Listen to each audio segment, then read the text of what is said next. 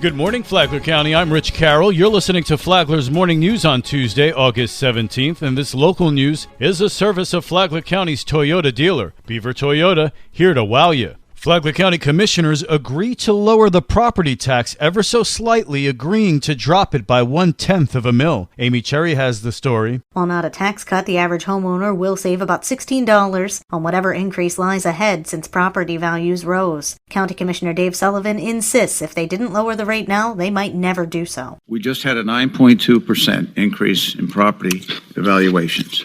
We're taking in over $6 million more because of that. We also got ARP, the American Rescue Plan, kicking in another $22.5 million, half of which we have already received. If we can't reduce the millage rate by 1/10 of 1 mil in this kind of a year, I predict, based on what we hear about what's coming in the future, we will not ever be able to reduce the millage rate as far as I can see into the future. The reduction will mean the county will still see a revenue increase of nearly $6 million, though it will lose out on an additional $1 million. The Flagler County Sheriff's Office is one of the largest budget drivers. Sheriff Rick Staley had requested funding for 15 new deputies. Instead, he'll get 10, and overall $500,000 less than he had asked for in his $2.2 million spending increase request. Staley had also asked Palm Coast for 10 new deputies. Staley's request from the county also includes a one-time pull of $400,000 from the county's reserves for a new mobile command center. From the WNZF Newsroom, I'm Amy Cherry.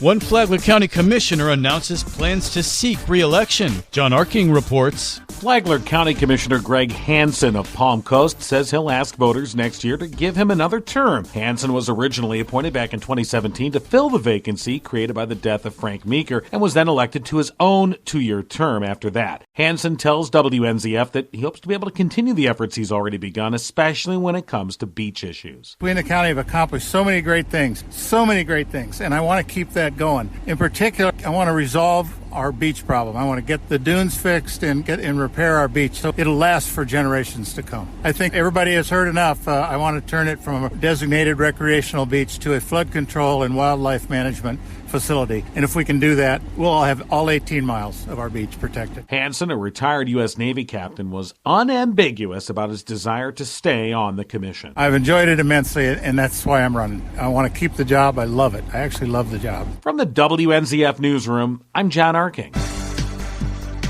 Ongoing road work will impact your travels in Palm Coast. Karen Johnson has the details. A road closure at the intersection of Parkview Drive and Pepperdine Drive is underway and is expected to last about 4 weeks due to a pump station rehabilitation project. Officials say the road and all 3 sides of the intersection will be closed during this time, and motorists will be directed to a detour. But there is some good news for residents in the area. Brittany Kershaw is the Director of Public Information and Engagement with the City of Palm Coast. Anybody living in that area will be able to get to their driveway, but anyone else will be rerouted due to this project. Kershaw says any questions can be submitted through palmcoastconnect.com. For Flagler's Morning News, I'm Karen Johnson.